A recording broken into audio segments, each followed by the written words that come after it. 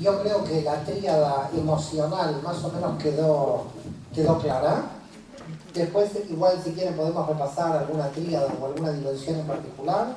Quiero ir a la tríada superior, que también se llama la tríada intelectual, pero también se puede llamar tríada superior. Algo no dije del árbol de la vida que hay que decirlo, pero con la velocidad llega un momento que ya, claro, no se puede decir todo. Es que lo que es Netzach, Gesed y esta dimensión que está aquí arriba, que la vamos a llamar Jochma, la sabiduría, esta línea la llamamos en Cábala la línea del lado masculino o expansivo. ¿Ok? Estas tres de este lado. Y de este lado las otras tres, Od, Geburá y Binah, las llamamos del lado femenino o del lado restrictivo. ¿Estamos de acuerdo?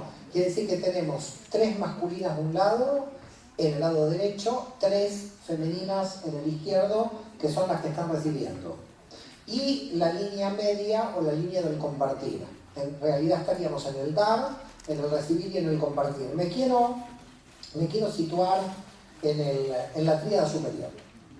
En la tríada superior nosotros tenemos Jochma, que es la sabiduría, que la sabiduría tiene su arquetipo en Adán, y Binah, que es el entendimiento, algunos cabalistas lo llaman la inteligencia, cuyo arquetipo es Javá. Bueno, lo digo en hebreo, pero es Eva. La Binah es la mente racional, el hemisferio izquierdo del cerebro. La Binah es la mente racional. Y la sabiduría es la intuitiva. ¿Ok? Entonces tenemos dos tipos de conocimiento en Cábala. Yo voy a borrar aquí porque todo esto lo voy a tener que agrandar. No sé si alguien quiere sacar alguna foto de esto, ¿no? ¿Lo borro? Ok. Entonces, voy a agrandar porque ahí no me va a entrar todo lo que tenemos que explicar. Y es la tríada más importante del árbol de la vida. Porque, no sé si ustedes recuerdan, cuando vimos hoy a la mañana, cosmogónicamente, cuando el Adam Kadmon entraba, no sé si recuerdan ya, hace 10 horas, no me acuerdo cuándo lo vimos, cuando empezó el seminario, que estaba Galgaltá 72 y 63. Y eso sería Keter, Jochma y Binah del Adam Kadmon. Y entonces esas, dicen los cabalistas, no fueron dañadas, porque las que habían sido dañadas eran 52 y 45. Quiere decir que para los cabalistas nuestra mente no está dañada. Las que están dañadas son las que están abajo de nuestra mente. Las 7 que están abajo de nuestra mente. Entonces, vamos a hacer aquí una super, bueno, voy a tener que tomar otra, una super gigante tríada, ¿ok? Una super gigante tríada, voy a poner aquí Jochma y Binah, Jochma, Binah y Keter, Jochma y Binah y Keter. Esta tríada así, tal como la ven, en hebreo se llama Sehel. Sehel en hebreo quiere decir inteligencia. Alguien puede decir, bueno, pero la Binah no era inteligencia. No, Sehel sería inteligencia integrada. ¿Ok? Entonces, cuando hablamos de Sehel, estamos hablando de integrada, inteligencia integrada. Que en realidad inteligencia integrada en el texto de la Biblia hebrea, en el Tanaj, aparece como los iluminados. Es decir, alguien que tiene la inteligencia integrada está iluminado. ¿Ok? Por eso aparecen los iluminados como Sehel en el texto de Daniel. En el texto del profeta Daniel aparecen ahí los que van a ser iluminados, que es mucho más que sabio, porque la sabiduría está en Jochma, como vimos, y la inteligencia o el entendimiento está en Binah. Cuando a nivel racional la razón se quiere imponer sobre la Jochma, es decir, cuando alguien racionalista quiere imponerse sobre la Jochma o decir que la Jochma es superstición o atacar la Jochma, entonces se activa la fuerza de Lilith. ¿Qué es Lilith? Lilith es la mente racional que se quiere imponer sobre la sabiduría. Quiere decir que no entiendan el Lilith en plan femenino, entiendan que si yo soy una persona racionalista, que lo que quiero es imponerme sobre lo intuitivo, Yo estoy produciendo las fuerzas negativas de la Binah, por lo tanto yo estoy produciendo a Lilith. ¿Se entiende el concepto de Lilith en este término? En la tradición judía, no sé si ustedes recuerdan cuál era el problema que tuvo Lilith con Adán, si quieren lo recordamos. Lilith en la tradición no está en el texto de la Torá, pertenece a la tradición oral, fue la primera mujer de Adán y la que quería tener relaciones sexuales arriba de Adán. Eso, en términos simbólicos, es que la razón se imponga a la intuición. Y Adán dijo, yo no quiero a esta mujer, porque esta mujer lo que quiere es imponerse sobre mí. Entonces, estaban hablando en Cábala de que la Binah se sitúe arriba de Jochma. ¿Estamos de acuerdo? Entonces, entender desde el punto de vista simbólico lo que quiere decir Lilith es el racionalista que niega todo conocimiento intuitivo. Conocimiento intuitivo que en la Edad Media se llamaba profecía. Entonces, aquí está la profecía. Por eso dice el Talmud que los sabios reemplazaron a los profetas. ¿Estamos de acuerdo? ¿Se entiende este concepto? Profecía, nebuá, ¿no? Y también sabiduría, jochma. Este sería el ámbito. Pero básicamente ahora lo llamamos conocimiento intuitivo. Cuando la Binah está correcta, es decir, cuando el entendimiento funciona en equilibrio con la sabiduría, entonces están las fuerzas de Eva. Eva sería la correcta situación de racionalidad. Es decir, hay que ser racional, diría la Cábala, pero no imponer la razón sobre la intuición. Por lo tanto, tiene que haber racionalidad, pero la intuición se tiene que mantener. Si la intuición quiere hacer el efecto contrario, es decir, que la intuición se sobreponga sobre la razón, ahí se actúan las fuerzas de Satán. Satán es el lado oscuro de Adán y Lilith es el lado oscuro de Eva. ¿Se entendió cómo funciona? ¿Se queda claro? En Binah, el planeta es Saturno. Por eso a los hijos de Israel, los egipcios lo llamaban los hijos de Saturno, porque descansaban el séptimo día. ¿Ok? Entonces tenemos Saturno, aquí algunos ponen Urano, en Keter algunos ponen Neptuno y Plutón no existía. Tampoco ahora existe como planeta, porque creo que lo sacaron como planeta.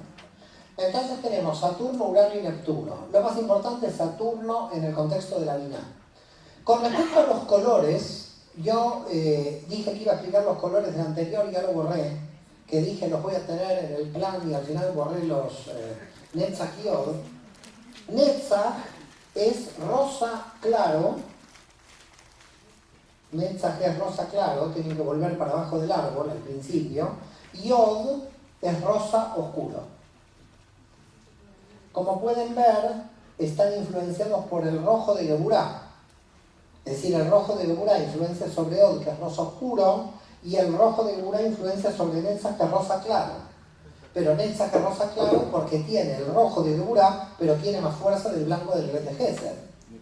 Por lo tanto, al ser más blanco, tiene más expansión Venus que Mercurio. Si nosotros volvemos aquí, vamos a tener que el lado oscuro de Adán es Satán. Satán ya saben que se llama con diferentes nombres. En la tradición judía lo llamamos Samael o también se llama Azazel, que tiene una gran importancia en el texto de la Torá, porque en el día de Yom Kippur a Azazel se le daba sacrificio.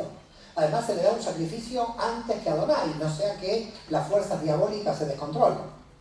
Así que por la duda vamos al diablo, le damos su sacrificio, lo tenemos al diablo tranquilo y después vamos con Dios. No sea que el diablo se ponga como loco. Quiere decir que entonces Satán, Samael o Azazel son los diferentes nombres que tiene Satán. Por favor, entiendan que en la tradición judía, la Cábala, Satán es bueno. Es decir, es un enviado de Dios. Está la serpiente ahí porque la creó Dios. A ver si queda claro. Volvemos con el problema. Dice la tradición de la Cábala que cuando uno cae bajo la estrategia de Satán, Satán llora. Porque Satán está alegre cuando usted lo superó. A ver si se entiende el tema.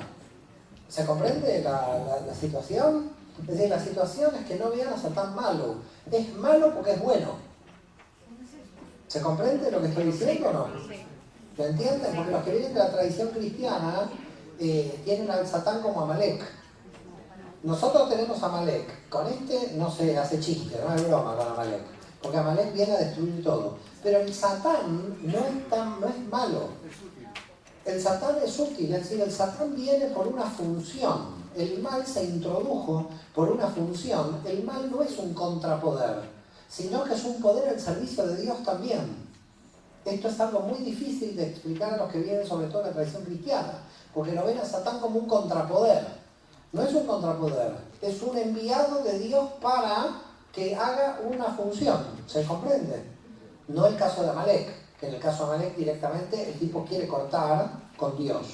¿Se entiende? Por eso digo que quizás el Satán que viene más de la teología cristiana estaría más cerca de Amalek para ustedes que para el Satán bueno que tenemos en el judaísmo. ¿Se entiende? En el judaísmo Satán no es malo porque es bueno. ¿Se llega a comprender esto? Es decir, es el que desafía. Lo que pasa es que está tan metido el anterior Satán que este Satán no lo ve muy bien la gente. Pero este Satán es bueno. ¿Cómo, perdón? Lilith también es buena porque es la Satán mujer, es la diableza. ¿Se entiende? Esto también es buena, no porque sea mujer es mala. Es una mala también porque es buena. ¿Se entiende? Acá el tema ¿cuál es? Satán quiere desequilibrar a Eva y Lilith quiere desequilibrar a Adán. ¿Se entiende? La parte negativa femenina quiere desequilibrar a lo positivo masculino y la parte negativa masculina quiere desequilibrar a lo positivo femenino.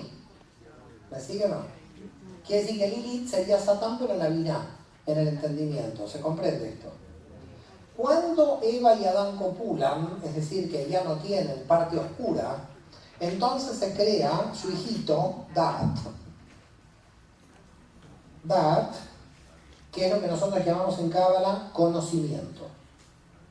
Fíjense algo muy interesante, que tiene que ver con el concepto de conocimiento. Voy a borrar aquí porque igual sigo por aquí. Que tiene que ver con el concepto de conocimiento, porque el concepto de conocimiento en Cábala es muy importante. Y ahora verán por qué motivo. Nosotros decimos que cuando tenemos conocimiento tenemos Dat. Lo voy a poner en hebreo. Dalet, Ain, Taf. Dalet, Ain, Taf. Esto sería Dat. ¿Ok? Pero miren si nosotros ponemos Dat. ¿Qué es Dat en hebreo? Religión. Quiere decir que hay una sola letra que divide conocimiento y religión, que es la Ain. Y la Ain es el ojo. Por lo tanto, si yo veo con mi propio ojo, dejé de ser religioso. Soy gnóstico, soy Daatán, conocedor. Entonces hay gente que es Datí, religiosa, bien. Y hay gente que es Daatán, que es conocedor o gnóstico. Y el gnóstico lo que quiere es a la religión agregarle su propio ojo personal. Porque lo que quiere es conocer. ¿Se entiende la diferencia?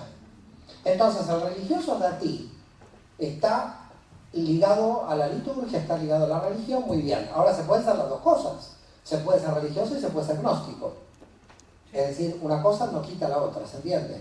Este es un religioso más de la mecánica, de todos los días, y este es el que quiere estudiar, y el que quiere crecer, porque lo que quiere es cumplir con lo que dice Proverbios 14:14. ¿Qué dice Proverbios 14:14? El que busca a Dios lo entenderá todo. No dice el que cree, dice el que busca. Este cree, este busca. Este llegó al final porque cree, este no llegó al final porque no cree, este busca. Por lo tanto, a mí cuando me preguntan, ¿usted cree en Dios? No, yo no creo, yo experimento a Dios. Es diferente. ¿Se entiende la diferencia? Alguien puede creer en Dios, me parece muy bien que crea. Yo no creo, yo lo experimento. Experimentar quiere decir que yo lo vivo en mi interior.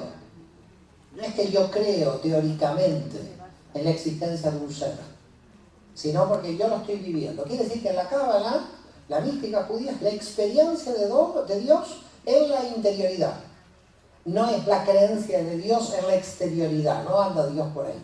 Tampoco anda Satán por ahí. Si alguien me pregunta dónde está Satán, yo le traigo un espejo. Sí, había una señora, ¿cuándo fue en Bogotá? Me acuerdo que una dijo, usted, ¿dónde está Satán? Y entonces le dije, la estoy mirando. Yo no sé si lo entendió o se ofendió, pero siguió en el seminario, ¿eh? No sé si me hizo una enemiga en Colombia o qué, pero siguió en el seminario la mujer, porque creo que lo entendió. ¿Se entiende? No es Satán que pulula por ahí. Satán está dentro. ¿Estamos de acuerdo? Ahí que les quede claro, ¿no? Porque la gente se quiere sacar al Satán. Siempre el Satán es el otro que anda por ahí. No, el Satán es uno. ¿Se entiende el concepto de Da'at o no? ¿Se comprende? Ahora fíjense cuando dice el texto de la Torá, Adán conoció a Eva. ¿Qué está diciendo? Intimó, me gusta acá la palabra, la chica es muy fina, muy delicada, intimó. Me gusta, me voy a tomar el concepto de intimó, se unió sexualmente. Eso quiere decir conoció. Fíjense, conoció quiere decir se unió. Dat se puede traducir como unión. Dat se puede traducir como unión. ¿Y qué une la unión? Jochma y Binah. Esto es lo que está uniendo. Por eso Dat es el hijo de Jochma y Binah, porque el conocimiento une. Por lo tanto, si el conocimiento separa, no es conocimiento en la Cábala. Porque el objetivo del conocimiento es unir. Tengan cuidado ahí. Porque la que separa sola es la Binah. La Binah separa porque la Binah tiene el concepto de diferenciación. Por tanto, ella separa. ¿Estamos de acuerdo? Pero en realidad, Dat es unión por el conocimiento. Entonces, volvemos otra vez. Voy a borrar aquí Dat y Dat. Voy a borrar esta diferencia para que ustedes puedan ver lo que es el resultado de esto. Porque Satán no puede atacar, dicen los cabalistas, si primero no divide. Por lo tanto, Satán divide, después ataca. Fíjense lo que hace Dat. Dat está uniendo. Quiere decir que Dat está en contra de Satán. Lo está dejando neutralizado. Cada vez que Dat une, Satán no puede hacer nada, porque Satán opera por la división.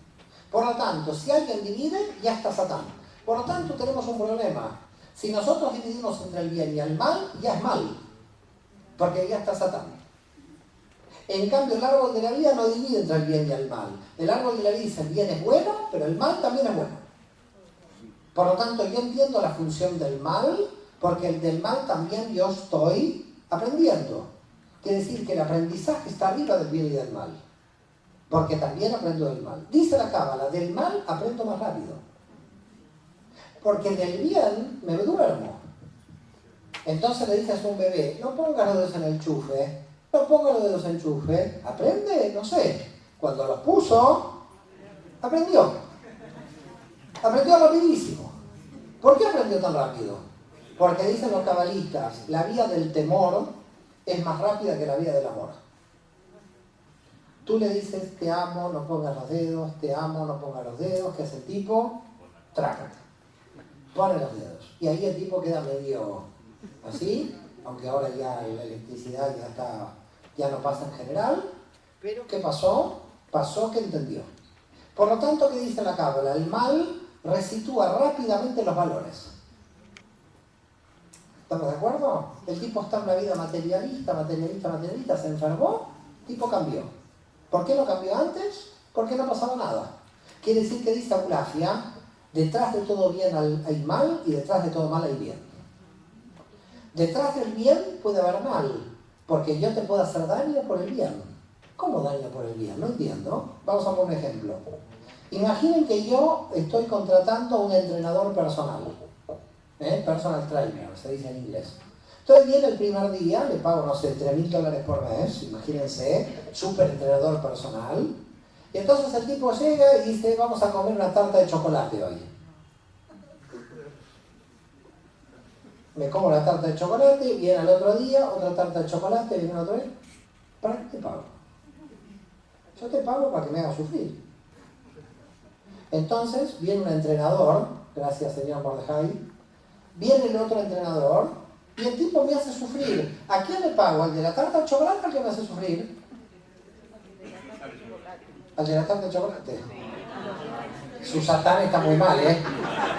Lamento, señor Israel, pero su Satán anda mal. Tenemos 72 ángeles, 70 que miran y después está Israel y Satán, ¿sabes? En general, menos el señor Israel, que es un caso aparte, la gente contrata el que te hace sudar. Y mientras más te hace sudar, más le pagas al entrenador personal. ¿Cuánto hay que pagarle a Satán? Porque este es el entrenador que me hace sudar como loco. Dicen los rabinos en el Talmud, de Satán hay que aprender algo muy importante. Trabaja las 24 horas. Es decir, hay que aprender a trabajar como él, porque trabaja sin parar. No descansa Satán. Todos los demás ángeles van a descansar, menos este que quiere cumplir muy presuroso su programa. Entonces, detrás de todo mal hay bien, detrás de todo bien hay mal. Esto es lo que creó la confusión del árbol del conocimiento del bien y del mal. Es decir, el conocimiento del bien y del mal no creó el mal, porque el mal ya estaba en la serpiente. Cuando la serpiente estaba en el Gan Eden, en el jardín de Edén, ya estaba el mal por ahí. Pero ¿cuál fue el problema? El problema fue la confusión. Ahora se mezcló el bien y el mal. Detrás de gente buena hay gente mala, y detrás de gente mala hay gente buena. Nadie sabe nada. Quiere decir que estamos en estado de tohu vabohu, confusión y vacío. Ese es el estado en que quedamos, por lo que sucedió, digamos, en el Gan Eden. Entonces, ¿qué tenemos? El conocimiento tiene que restablecer el Gan Eden. Es decir, el conocimiento tiene que subir para llegar al nivel del Gan Eden. Explicar la Binah, qué elementos constituyen su equilibrio y qué elementos constituyen su desequilibrio. En la Binah están los dogmáticos. El dogmatismo se encuentra en la Binah, porque la Binah cree que un fragmento de esta realidad es verdad. Por lo tanto, un dogmático lo que hace es idolatrar un concepto sobre la realidad general. Entonces, lo que hace la Binah es tomar un fragmento de la realidad, que puede ser un concepto, y ese concepto lo idolatra.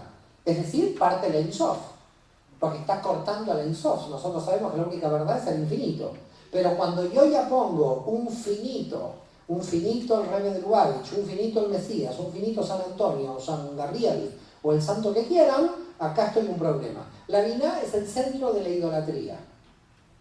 Por eso en la Binah, el nombre que corresponde a la Binah en Atzirut es Elohim. Es el nombre plural, porque es la pluralidad de fuerzas.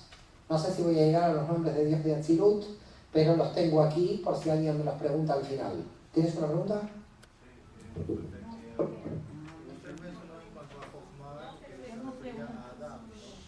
Jochma es Adam en el arquetipo, sí. Usted lo mencionó como intuición. Sí. ¿Sería sabiduría o intuición? Jochma es la sabiduría y la sabiduría es intuitiva. Es lo mismo, ambas.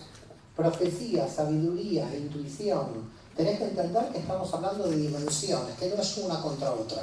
Hay varias características en una dimensión. Por ejemplo, las características de Binah, que es la gente inteligente, no es solamente inteligencia. La Binah, por ejemplo, tiene organización. Personas muy organizadas son muy inteligentes. En la inteligencia está como clipal perfeccionista. Es decir, la persona que quiere todo perfecto. En la Binah está la autoexigencia.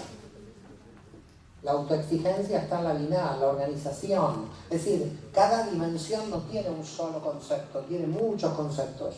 Porque una dimensión abarca muchos aspectos.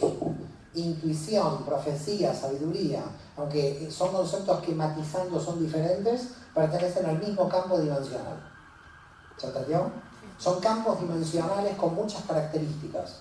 Entonces, Eva es la que divide, Eva es la que discrimina, pero no es una discriminación negativa, es una discriminación positiva. Es como cuántas sillas, cuánta clasificación de sillas hay. Hay muchas sillas diferentes, no pasa nada, es Eva la que clasifica. Tiene una función muy importante, y por eso dije organización, porque la Binah es la que cuida a sus 7 hijos. ¿Qué son los 7 hijos? Todas las dimensiones inferiores. Las 7 dimensiones inferiores que vimos son controladas por la Binah. Por lo tanto, hay una diferencia entre la Binah y la Jochma. La Binah controla el saber. La Jochma sabe. Son dos conceptos. La Binah quiere controlar el saber. Por lo tanto, en la Binah, nosotros desde el punto de vista de la Kabbalah decimos que es la dimensión de las respuestas. Acá estamos desesperados por las respuestas. La Binah son las respuestas. En cambio, la Jochma son las preguntas. Una persona, mientras más pregunta, más aumenta el nivel de sabiduría. Por lo tanto, hay que preguntar permanentemente, hay que preguntar, porque la persona aumenta la sabiduría. Ahora, ¿cómo se entra la sabiduría desde la inteligencia? El inteligente tiene un problema porque puede ser soberbio de su propia inteligencia. Es decir, la Lilith de la inteligencia la puede encontrar en cualquier universidad. Porque es la soberbia del control. Esto es muy occidental. El control del saber, pero no es el saber. Queda clara la diferencia. Yo sé cuál es la respuesta, eso es la Bina. En cambio, en la Jochma tengo las preguntas. Y las preguntas las tengo que sostener. De la Bina a la Jochma tengo que ser humilde, cumpliendo lo que dice Génesis, soy polvo y cenizas. Yo no sé si ustedes saben lo que sucedía en Judea en el siglo I, en la época de Jesús, cuando un judío se encontraba con otro y el otro era soberbio. No sé si conocen la tradición. En el siglo I uno iba caminando por ahí y entonces se encontraba con uno que se hacía el soberbio. Entonces uno no le decía nada en el siglo I. Cogía a tierra y hacía así. Nos vamos los dos. De ahí que la iglesia sacó el miércoles de ceniza. El miércoles de ceniza es una tradición judía del siglo I, de la época de Jesús, donde nosotros juntábamos la ceniza para que cuando nos encontrábamos con un soberbio le hacíamos así. Los dos nos vamos a la tierra. ¿Se entiende? Como diciendo, no te hagas acá, aquí el chulo, como decimos en España, porque vos también venís también te hundís en el fango, como yo.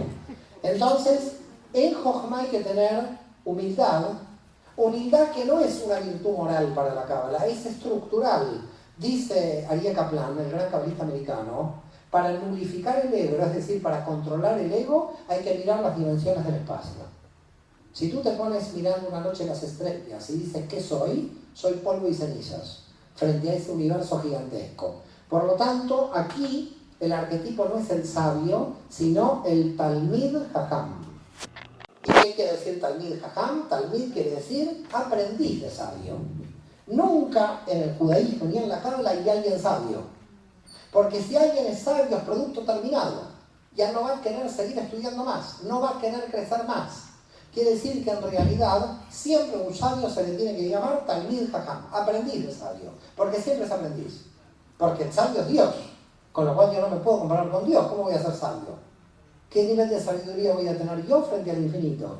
Por lo tanto, recuerden algo muy importante. Aprendiz de sabio, Talmid Jajam, así dice la tradición judía, Talmidei Jajamim, no dice Jajamim, no dice sabios, para recordarles a los sabios que les sigue faltando para ser sabios y que nunca van a llegar a alcanzar la sabiduría total, porque esa le pertenece al infinito.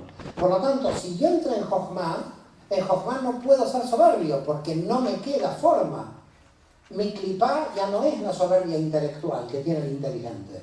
Pero ¿cuál entonces puede ser la clipá que aparezca en Jochma? La desesperación por la luz. La clipá del sabio es querer tener más luz de la que se merece y por lo tanto que se vuelva loco, la locura. La locura es la clipá de la Jochma, porque como está tan alto en la luz, quiere más luz y no se pone límite. Y si no se pone límite se puede volver loco. Con lo cual, ¿cuál es la forma de frenar la locura? Es tener biná, porque tenemos organización. Entonces en la cábala hay dos tipos de locura. La locura del sabio, que sería la locura del loco, con lo cual el sabio sería el loco más la inteligencia, y por lo tanto la inteligencia hace que el loco se vuelva sabio. ¿Me siguen? Y el dogmático es igual al inteligente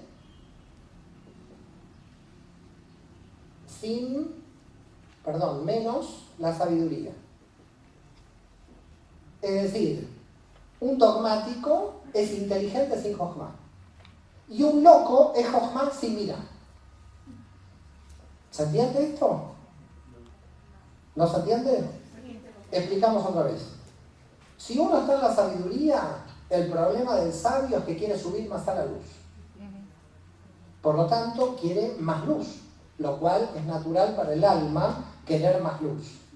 Si sube a la luz, perdiendo la cordura, se vuelve loco.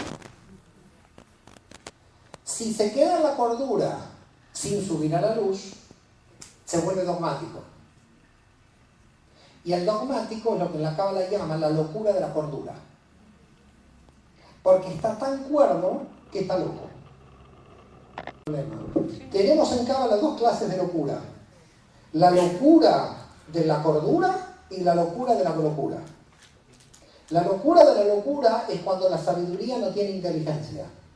La locura de la cordura es cuando el cuerdo no tiene sabiduría. Porque cuando el cuerdo no tiene sabiduría se vuelve dogmático.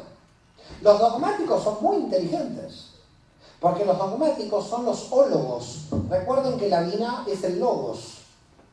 Y la Jochma es Sofía. En griego. Acá están los ideólogos. Acá están los teólogos. Todos los que quieren controlar el verbo.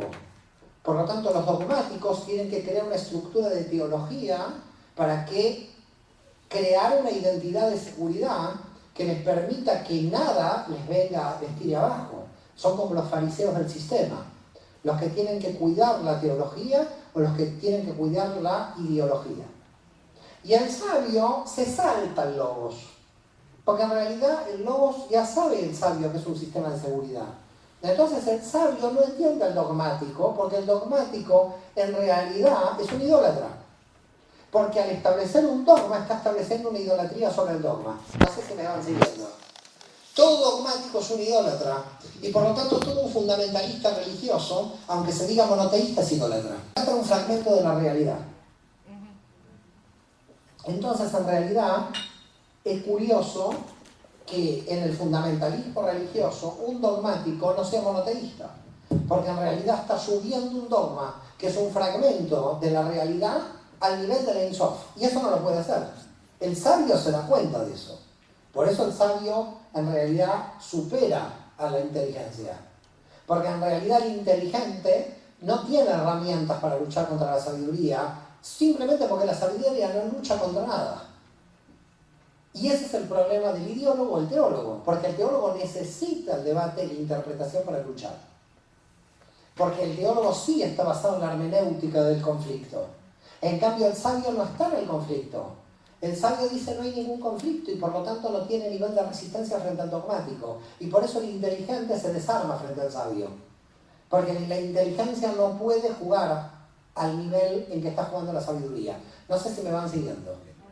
Mientras en la sabiduría, mientras en la inteligencia juega con un juego de ajedrez, donde el otro es el oponente y juega con las negras, y yo juego con las blancas, el sabio juega con las negras y las blancas, porque las negras también lo están haciendo aprender.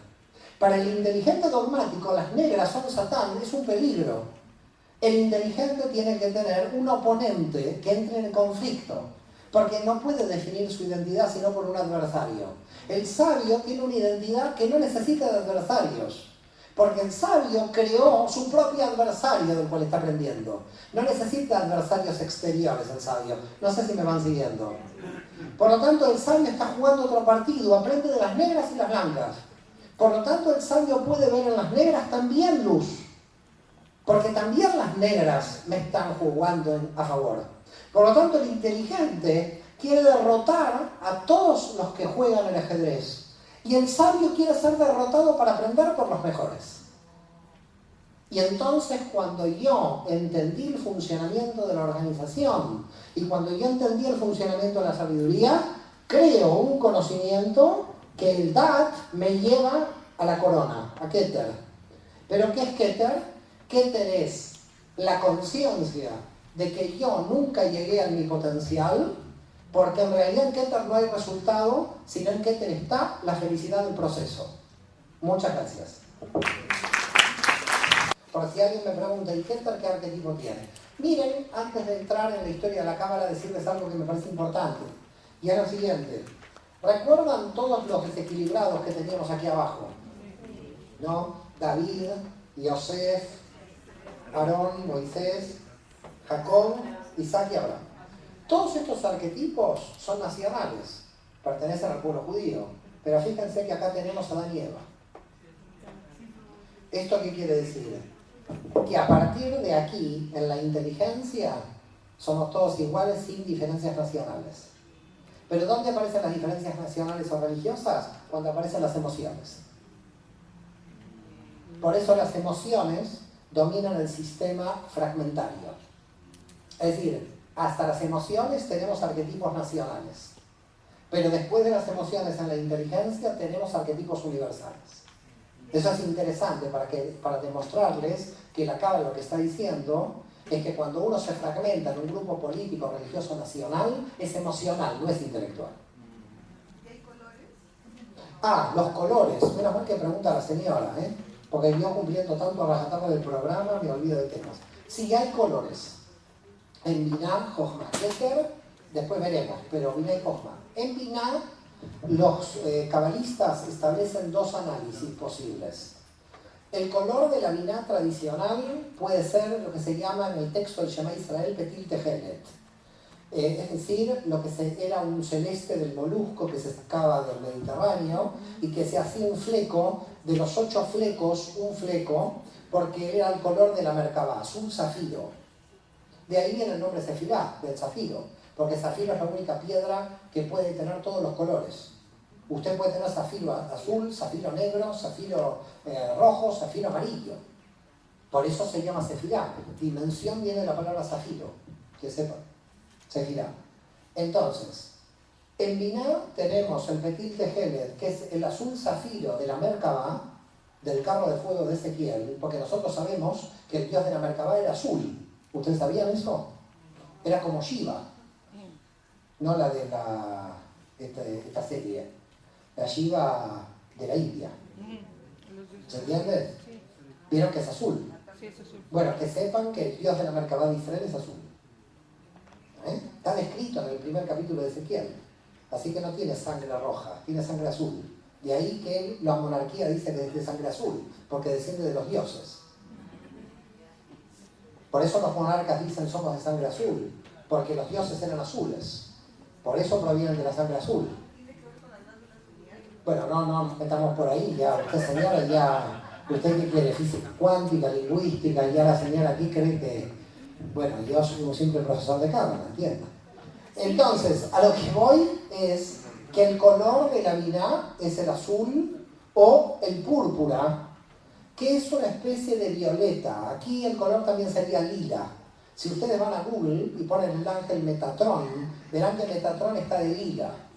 Está de lila porque es el color de la Binah de la Merkabá. Y por eso la tradición cristiana, que era muy esotérica, mística, cuando nació el cristianismo, porque nació del judaísmo, le pone el manto de la Virgen también azul. Porque el manto de la Virgen pertenece al color azul de la Merkabá. Pocos católicos saben eso. ¿No vieron el manto de la Virgen que es azul? Sí.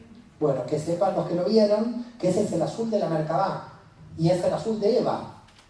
Por eso para la tradición católica María la Virgen va a terminar con el pecado de Eva, que por Eva no pecó para la tradición judía, claro. Entonces, ¿qué tenemos aquí? Ese es un posible color, el lila violeta o el azul zafiro. Pero también algunos cabalistas dicen que en la Binah están todos los colores.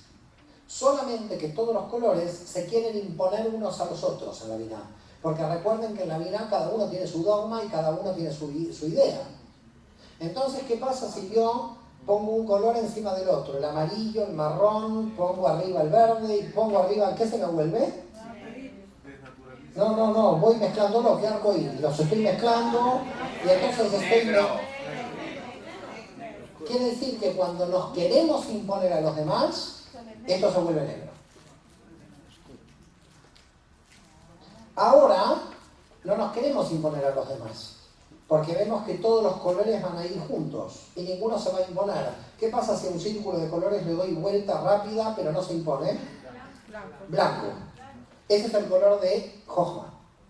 Con los mismos colores la inteligencia entra en conflicto y con los mismos colores la sabiduría llega al blanco. Y aquí tenemos un blanco que no es el blanco de Gesed, es un blanco sin plata. Recuerden que el blanco de Gesed era blanco mezclado con plata. Aquí en Jochma tenemos blanco solo. Entonces tenemos el blanco como color de Jochma Y tenemos el transparente como color de Keter. Y ahí entramos en otro problema. ¿Existe el color transparente?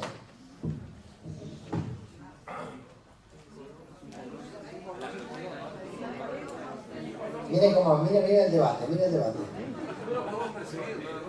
El transparente es color o no es color. Es decir, a mí me ponen una botella transparente. ¿Yo la veo o no la veo? ¿Y cómo la veo si es transparente? ¿Debería desaparecer? ¿Es color o no es color? Eso es Keter. Keter es donde pasa la luz y es transparente. Pero es algo, porque es transparente. No sé si me entienden.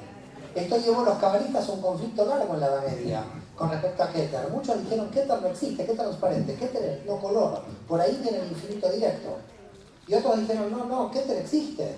Tiene que haber un transparente que frene la luz algo para que se pueda ver algo de luz después en Jochma. Si no, no se puede ver. Entonces, en realidad, estamos ante un problema de lo que es el transparente. Pero Keter es transparente. En las meditaciones de Aulafia de la Cábala, ¿qué hace Aulafia? Toma el sagrado nombre de Dios, el tetragramatón, y lo pinta del color que quiere invocar la energía de cada dimensión. Por lo tanto, si Abraham Aulafia quería invocar el amor, ¿qué hacía? Ponía el tetragramatón en verde. Si quería Abraham Aulafia invocar la materia, ponía el tetragramatón en azul. ¿Quién dijo que no? Si Abraham Aulafia quería imponer la inteligencia, les digo algo. Esto ya cuesta dinero, si no. ¿Me acuerdo? Ya, lamento. Abraham Aulafia tiene un mantra para atraer mujeres. Yo lo tengo en mi despacho. A nadie. Bueno, acá sí, por eso dije, acá empieza aquí la... Para hombres.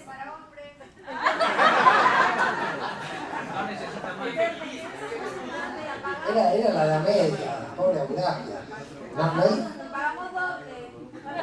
Pagan doble las chicas. Bueno, me voy a hacer un mantra para hombres, no sé. Hay que inventarlo. No, pero que sepan que en serio, ahora saliendo el chiste, hay un mantra para la atracción de las mujeres, que está en hebreo y se invoca. Mirá el chino como me está hablando, viene a Barcelona Mariana conversamos, está el pasaje abierto, sí, no, tenemos el pasaje abierto. Bueno, veo muchos candidatos por aquí, también. Bueno, nada, estos son mantras meditativos, eso es otra cosa, no me quiero meter ahí. Pero ¿se entiende esto más o menos? ¿Se entendió? ¿Había alguna otra pregunta? ¿Le contesté la pregunta? ¿Se vieron al final o no? Para los hombres, ¿cuál es? Mire, yo le voy a contestar algo en secreto, pero ahora va a ser público. Usted me pidió ir al ejército de Israel. Usted no sabe los hombres que hay ahí. A mí que me gustan las mujeres, veo hombres que están guapos. Y yo no dudo todavía de mi situación. Así que usted no sabe lo que le espera. Su hermana allí no se queda en el ejército de Israel. Bueno, ¿se entendió el árbol de la vida más o menos? ¿Sí? Bueno, vamos a pasar a la historia de la Cábala, tema que quedó en el aire. Y después de historia de la Cábala, ¿había alguna pregunta más? Perdón. ¿No? ¿Hacemos historia de la Cábala? Sí. Ok, más o menos esto se entendió. Está en el libro Yo del Secreto, por si quieren alguien ampliar esto. Pero de todas maneras, con vacío existencial y estos temas, más hacia lo psicológico, vamos a hablar durante la semana, las conferencias de la semana. Voy a borrar aquí, voy a borrar todo para ir directamente a la historia de la Cábala, porque hay mucha confusión con la historia de la Cábala. Dimensiones del árbol. Hasta Keter, es decir, usted imagínese que lo que llamamos mundo espiritual, para la Cábala no hay una diferencia de espiritual y material. La mesa, que es materia, es espiritual también. No sé si entiende. Porque la gente entiende lo espiritual como algo desligado de la materia. En la Cábala, todo es espiritual. No hay nada que no sea espiritual. ¿Se entiende? Incluida la materia, a tal punto que nuestro nivel del alma más bajo, que es el Nefesh, nosotros le llamamos alma animal, que sería nuestra materia. ¿Me sigue lo que digo? Entonces, no hay diferencia entre materia y espíritu en la Cábala. La materia es la máxima densidad del espíritu. también es espiritual. Para la Cábala todo es espiritual, toda la realidad es espiritual. No hay nada que se le contraponga a la espiritualidad a la Cábala.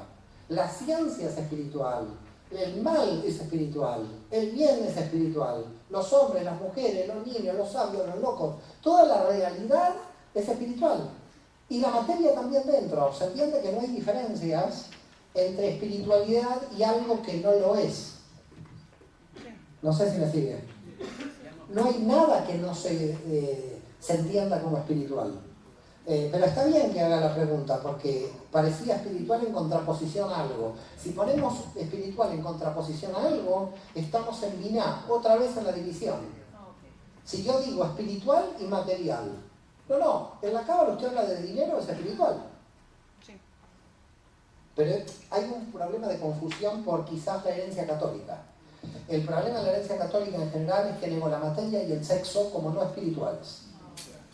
En el mundo judío las dos son importantes, porque pertenecen a dimensiones espirituales. ¿Se entiende? Usted hace sexo con conexión espiritual y es espiritual. Usted da dinero a los pobres y es espiritual. Intrínsecamente ni el sexo ni el dinero son contra la espiritualidad. ¿Se comprende esto? Porque quizás por la tradición católica que han heredado, ustedes entiendan que lo sexual o lo material son cosas que están aparte. No es así. Porque si son cosas que están aparte, quiere decir que Dios no está ahí. ¿Me siguen? Y Dios está en todos lados. Usted tiene que entender que las dos dimensiones más bajas del árbol de la vida, que son Malhut y Yesod. Malhut es la materia. Y en Yesod, además del ego y las relaciones, está la cuestión sexual. El sexo y la materia no son malos en la Cábala, de acuerdo a cómo se utilicen. Acá en la Cábala el problema de bien y mal no es de algo, un instrumento, es cómo lo utilice. Internet, ¿qué es bueno o malo? No sé, depende de cómo se utilice. El ajedrez es bueno o malo, si usted juega bien, bien, pero si se lo tira por la cabeza al otro es malo. Entonces, el problema es este rotulador, ¿es bueno o malo? Para escribir es bueno, si se lo tiro al tipo de acá al lado también es malo. Es decir, a ver si se entiende el problema. Ni nada en sí mismo es malo ni bueno, es de acuerdo a cómo yo opero con el objeto. ¿Se comprende lo que estamos diciendo? Entonces entiendan que lo más bajo de la realidad se puede hacer lo más alto de la realidad. ¿Estamos de acuerdo? No, pero está bien lo que ella dijo, porque en verdad era una pregunta que tenía del almuerzo, de la comida, y no la habíamos hablado. Y la promesa también del viaje de ida solamente, ¿no? ¿Cuál es el viaje de ida? A Israel. Ah, de llevarla a Israel y que no vuelva. El cheque va a ser más alto, si me toca llevar ya el ejército. Pero la señora quiere ser del Mossad, me dijo, de espionaje. Pero para el espionaje hay que ser discreto. ¿Usted es discreta? Bien, ya está. Entra en el Mossad seguro esta mujer.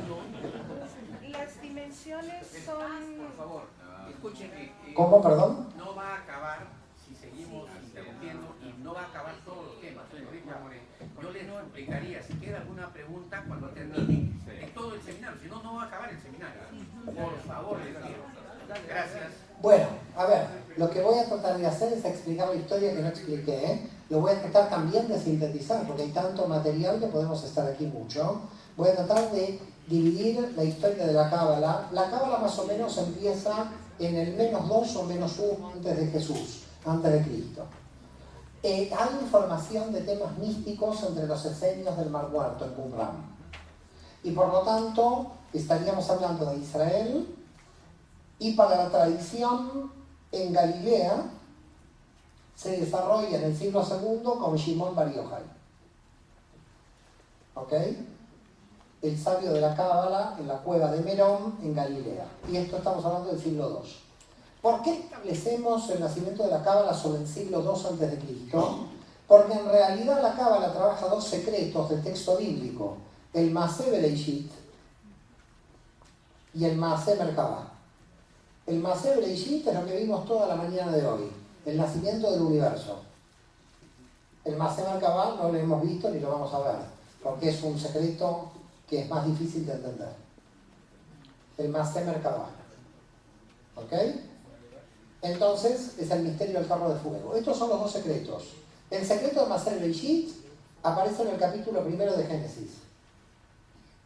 y el secreto en Masé Merkabah en el capítulo 1 del texto del profeta Ezequiel y en el capítulo 6 del texto del profeta Isaías, que los dos describen en la Merkabah. ¿Ok?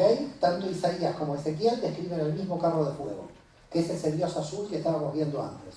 Eso es Masé Merkabah, esto es Masé Bereshit. ¿Cuándo se cierra el texto bíblico? Para a partir de ahí que existan círculos místicos que puedan estudiar estos dos secretos. En el 515 a.C. con Esdras, o Esdra el escriba.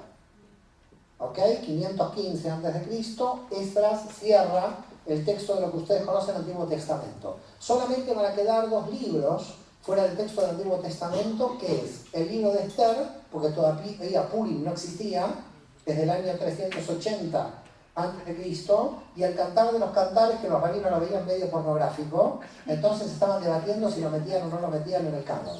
Al final, como se metió Rabbi Akiva en el siglo II, dijo, ese es el amor del pueblo de Israel por Dios. Y como el cristianismo lo heredó, no sabía qué hacer con ese libro, dijo la Iglesia y Cristo, para tratar de también salvar las patatas calientes del fuego. Pero queda claro que es erótico ese libro, y que no tiene que ver ni Israel ni Dios, ni tiene que ver la Iglesia y Cristo. Pero Esdras cerró el canon en el 515, y entonces ahí apareció el Bereshit y Merkabah. Quiere decir que a partir del -2, calculamos que hay círculos místicos estudiando esos textos. A tal punto, mañana lo vamos a ver cuando hablemos del judaísmo de Jesús, pero lo voy a decir ahora porque si hay gente que no viene mañana, que en los textos de los evangelios apócrifos, Jesús aparece como un niño que sabe la grafía de las letras de la Torá.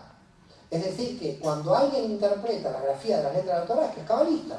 Es un místico judío que está analizando los símbolos de las letras hebreas a nivel de la Kabbalah, que es lo que hacen después los cabalistas. Entonces, ¿qué tenemos aquí? Todo esto entra dentro de la tradición oral. Quiere decir que estos escritos empezaban a circular en la tradición oral y en realidad desde el 2 hasta el siglo X es como que todos los escritos fueron secretos en todas las comunidades judías entre los sabios de las comunidades, pero que no se publicaba un texto o que aparentemente el manuscrito era guardado en secreto de un grupo a otro. Todo esto era un conocimiento secreto que pasaba de un grupo a otro. Hasta que en realidad el primer movimiento de escritura, porque se estaba llenando de información, la gente no podía retener tanta información en la mente, de tener tanta cantidad de información, había que empezar a escribir, porque la fuerza de la cábala era la tradición oral, pero ¿cuánto se le podía explicar a un discípulo? Llegó un momento que el discípulo tampoco lo podía recordar, así que el discípulo también escribía. ¿Cuándo empiezan a aparecer los primeros escritos? Aparecen en el sur de Francia, en la ciudad de Lunel. Si tienen la oportunidad de ir a Francia, les digo que pasen por Lunel, porque ahí van a ver el primer centro de la cábala del siglo XI.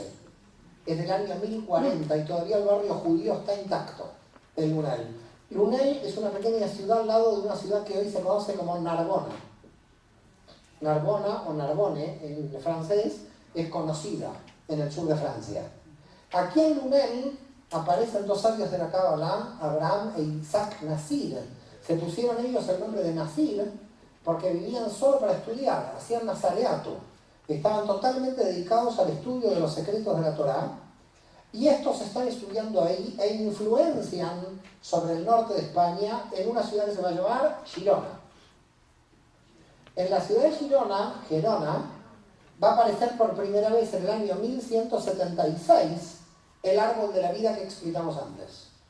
El árbol de la vida que explicamos antes es del año 1176, por primera vez escrito. No sabemos en la tradición oral desde cuándo fue escrito. Aquí se desarrolla la cábala de Isaac el Ciego, Isaac el Sec en catalán, Isaac el Ciego. De aquí influencia sobre Barcelona, la cábala. Entonces toda esta región va a ser una región de actividad mística durante el siglo XII y luego el siglo XIII, porque una persona muy importante de esta tradición va a realizar un análisis del texto de la Torá en términos de Sod de la Torá, que se va a llamar Rabbi Moshe ben Nachman, o Nachmanides de Girona. Nachmanides de Girona, nacido en el año 1194 y muerto en el año 1270, Rabbi Moshe ben Maimón va a hacer un análisis entero del texto no bíblico de la Torá, de los 5 libros, en términos de los secretos que él heredó en el análisis de los textos bíblicos. Todo eso quedó en hebreo, todavía no se tradujo nada en castellano de las obras de interpretación de Nachmanides. Todo esto se va a llamar, porque en esta región van a aparecer el Sefer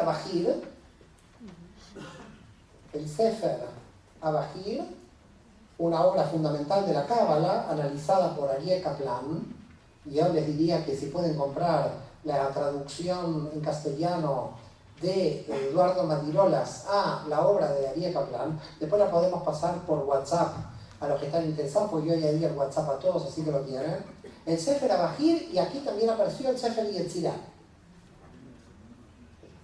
El Sefer Abahir y el Sefer Yetzirah apareció en toda esta región de Lunel, Gerona y Barcelona.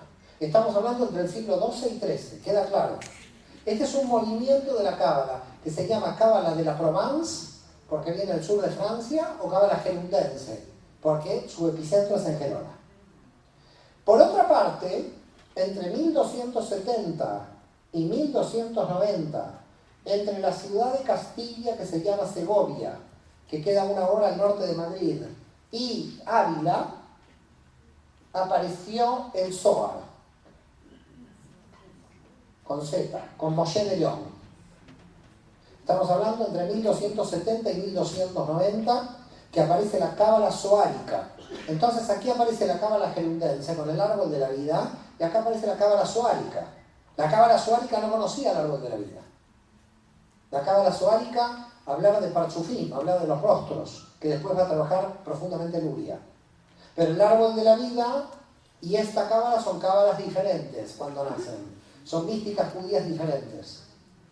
Y aquí, en Zaragoza,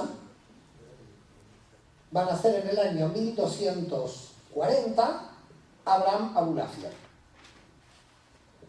Que Abraham Abulafia va a estudiar en Tudela de Navarra y va a enseñar en 1270 en Barcelona. Pero Abraham Abulafia va a crear la cábala extática o profética, por lo cual va a empezar con los nombres de Dios y los mantras meditativos.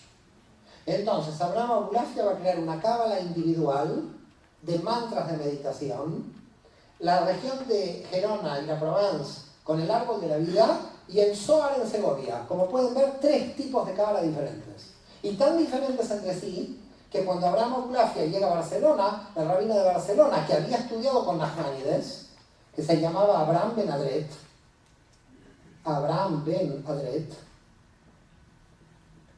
que había estudiado con Nachmanides y fue rabino de Barcelona a fines del siglo XIII, Abraham ben Adret, que estudia cábala con Nachmanides, lo declara loco a Abraham Abulafia, porque no entiende la cábala de Abulafia.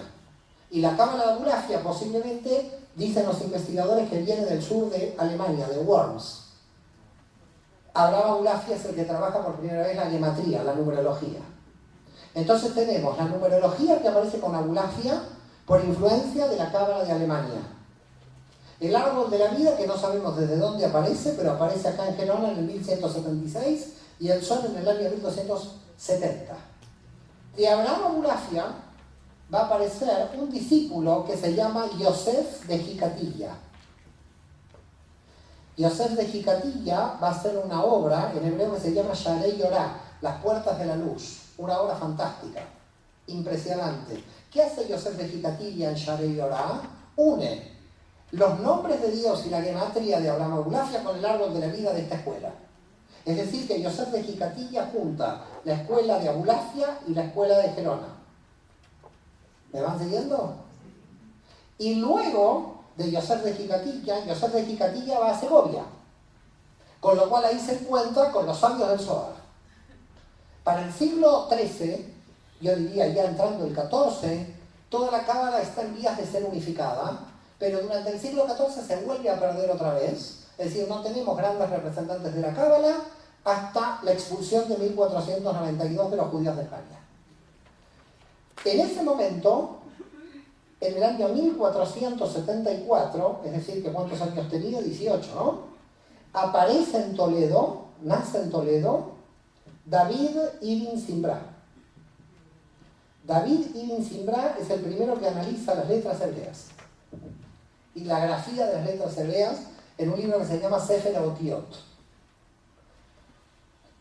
Expulsión de los judíos de España de 1492, David ibn Zimbra se va por el norte de África a Egipto. David ibn Zimbra en Egipto, que va a nacer en Toledo en 1474, va a morir en 1576 con 102 años. Y David ibn Zimbra en Egipto va a ser el maestro de Isaac Luria. Isaac Luria va a meditar 20 años en el Nilo para escribir todo lo que va a escribir.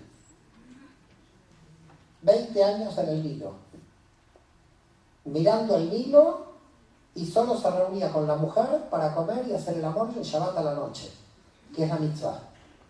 Después toda la semana volvía a meditar y volvía a tomar otra vez a comer y a hacer el amor y otra vez a meditar. 20 años así. Ese es Isaac Luria, el Aritzal. ¿Me siguen o no? Monje no era. Isaac Luria, en Egipto, está cerca de Israel. Pero de los judíos de España se van juntando en la ciudad de Safed, llamada en hebreo Tzfat, que se empieza a convertir en el centro de la Cábala. Y ahí aparece Moisés Cordovero, el Ramak. Moisés Cordovero, que empieza a analizar el árbol de la vida de esta escuela, creando una obra de 18 volúmenes que se llama el Or Yakar, que es el análisis del árbol de la vida de esta escuela. Y ahí empieza Luria, llega a Safed, y cuando llega a Safed lo recibe Moisés Cordovero y le dice: ha entrado un alma de nivel superior, que es el único, dice Cordovero, que entendió el Zohar. Por lo tanto, ahí aparece como discípulo de Moisés Cordovero Jaim Vital, y cuando muere Cordovero en 1570, Jaim Vital se pone a las órdenes de Luria, que muere en 1571. Isaac Luria es el que entendió la creación del universo. Moisés Cordovero, el que entendió el alma humana con el árbol de la vida, y Jaim Vital, el que entendió la reencarnación de las almas. Muchas gracias a todos.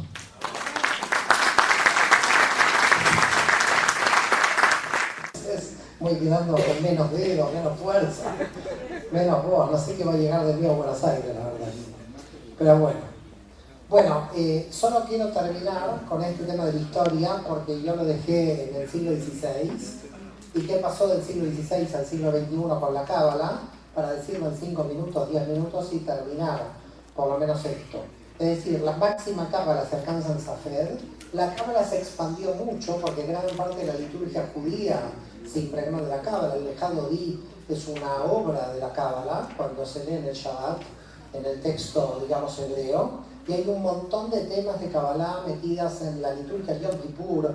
Está lleno, es decir, los cabalistas realmente en el siglo XVI influyeron terriblemente sobre toda la liturgia. Digamos, toda la liturgia judía se convirtió en como una especie de mantra, y se divulgó bastante después de este momento, durante el siglo XVII. ¿Pero qué la desacreditó? Porque hubo un movimiento que la desacreditó. ¿Puedo borrar aquí toda esta parte? Creo que... El problema que hubo apareció con otro Mesías. Si ya no teníamos Mesías, tenemos otro más. En el año 1666, miren qué año además. Qué miedo, la gente dirá. Apareció un Mesías que se llama Sabbatai Tzvi. Sabbatai Tzvi, un Mesías que se declaró Mesías en la ciudad de Esmirna, de donde viene mi familia. Así que no sé si soy descendiente o pariente de Tzvi. Eso es lo único que sospecho. Y entonces Sabbatai Tzvi fue declarado Mesías por Natán de Gaza. Y entonces todo el mundo judío lo empezó a seguir a Sabbatai Tzvi como el Mesías en serio. ¿Estamos de acuerdo? Un Mesías impresionante, un Mesías que cuando entró en la sinagoga de Esmirna dijo que las mujeres se tenían que liberar de los hombres. Bueno, fue para el siglo XVII, fue una locura. Pero el sultán de Turquía tomó cartas en el asunto y dijo, ¿y este Mesías qué pasa? ¿Me quiere sacar el poder a mí? Entonces el sultán le dijo, mire, o usted se convierte al Islam o le corto la cabeza. Y este Mesías no fue como Jesús que se crucificó, sino que este dijo, me convierto al Islam. Se convirtió al Islam. ¿Estamos de acuerdo? No todos Mesías son mártires al final de este Mesías. Además este Mesías tenía gustos raros. Bueno, raros no, en realidad pueden ser normales. No quiero criticar los gustos de cada Mesías. Pero este Mesías pidió una rubia de 18 años, una judía de Polonia, porque dijo que él necesitaba una virgen de Polonia para poder contraer matrimonio. Un Mesías muy sui generis. La verdad es interesante este Mesías, que lo pueden estudiar porque realmente de película. Algún día van a hacer una película de Sabbatai Tzvi en Hollywood y van a ganar unos millones. Se convirtió al Islam, pero muchos judíos que siguieron a Sabbatai Tzvi. Y entonces hoy hay 20.000 sabbateístas en Turquía. Gente que dice que va a volver Sabbatai Tzvi. Todo el mundo espera que vuelva alguien, no sé si se dieron cuenta, ¿no? Y entonces Sabbatai Tzvi murió, claro. Y las obras de Natán de Gaza para declarar a Sabbatai Tzvi Mesías eran de Cábala. Por lo tanto, los rabinos se dieron cuenta que la Cábala podía ser peligrosa. ¿Por qué podía ser peligrosa? Porque todo este movimiento mesiánico nació a partir de los estudios de Cábala que hizo Natán de Gaza. Y después Natán de Gaza hizo una obra de Cábala para justificar la conversión al Islam de Sabbatai Tzvi. Bueno, el grupo se marginó, se automarginó totalmente, terminó muy dividido, etc. Y la Cábala quedó desprestigiada y los rabinos dijeron, no se estudia Cábala. Se cerró bajo 7 llaves. Es decir, que desde Isaac Luria, Cordovero y Jaime Vital, que se expandió la Cábala hacia la liturgia hebrea, después de este movimiento al fin del siglo XVII, dijeron, acá hay un problema, mejor vamos a volver con la Cábala para atrás y la vamos a mantener oculta. Para que ustedes vean que en un momento la Cábala se iba a abrir, pero después de este hecho, la Cábala se volvió a cerrar. Hasta que apareció el que se llama el Baal Shem Tov. El Baal Shem Tov nació en 1698 y murió en 1760. Apareció en la región del oeste de Ucrania, la Podolia, y toda la región que linda con Polonia. Baal Shem Tov creó lo que se llama el movimiento hasídico, el hasidismo, que empezó a explicar la Cábala al pueblo contra lo que querían los rabinos después del movimiento de Sabbatai Tzvi. Es decir, la gente creía que el movimiento del hasidismo iba a seguir con los pasos de Sabbatai Tzvi y que se iba a declarar un Mesías. Pero el Baal Shem Tov fue muy inteligente y dijo, no hay Mesías. Está en cada alma de nosotros la chispa del Mesías. Y ahí entonces el hasidismo creó la idea de la chispa del Mesías. ¿Qué es la chispa del Mesías? Cada uno de nosotros tiene en su alma la chispa del Mesías. Y de este modo se anuló, o por lo menos se congeló la idea mesiánica, haciendo un mesianismo subjetivo en cada uno de nosotros y desintegrando un poco el mesianismo que había creado Sabbatai Tzvi. Así todo, el Gaón de Vilna los excomulgó al movimiento hasídico pensando que este movimiento iba a seguir el movimiento de Sabbatai Tzvi. Quiere decir que en la historia judía los que quedaron estudiando Cábala son las dinastías hasídicas, que son como 14 dinastías diferentes de rabinos, estudiando Cábala en secreto, después por supuesto estudiar la Torá, el Talmud, etc. Ahí salió la idea de que primero hay que estudiar 20 años la Torá, 20 años el Talmud y al final la Cábala. Porque lo que querían era que no se vuelva a repetir lo de Sabbatai Tzvi. Así las cosas, el movimiento hasídico creció solamente en la ortodoxia, digamos en la ortodoxia. El judaísmo liberal alemán de la Reforma atacó la Cábala como una cuestión de superstición, es decir, que entendió Mendelssohn y los judíos de la Reforma de Alemania que la Cábala era muy supersticiosa. Empezó a ser criticada por los círculos liberales judíos de Alemania y Austria y Hungría, sobre todo el centro de Europa, hasta que llegamos al siglo XX. En el siglo XX cambió todo. ¿Qué pasó en el siglo XX? En el siglo XX apareció un estudiante judío, ateo, marxista-leninista de la Universidad de Varsovia, de 18 años. Y empezó a leer Hegel, Feuerbach, Marx, y empezó a leer toda la filosofía europea entera. Y dijo, esto no me lleva a ninguna parte. Y empezó a leer escritos de mística judía y dijo, esto es lo mío. Se volvió creyente, abandonó el marxismo-leninismo, y ese se llama el Baal HaSulam. El Baal HaSulam, conocido como el rabino Ashlag. El rabino Ashlag, que empezó como estudiante marxista-leninista y ateo de la Universidad de Varsovia, terminó siendo el cabalista más grande del siglo XX. Y entendió que la cábala respondía a todas las cuestiones filosóficas que los filósofos de Europa no respondían. Y a partir del Baal HaSulam y Ashlag, estudiaron con él el Rav Berg, que fundó el movimiento de cábala de Los Ángeles, su hijo Baruch Ashlag, 1905-1991, y discípulo de Baruch Ashlag, Michael Lightman,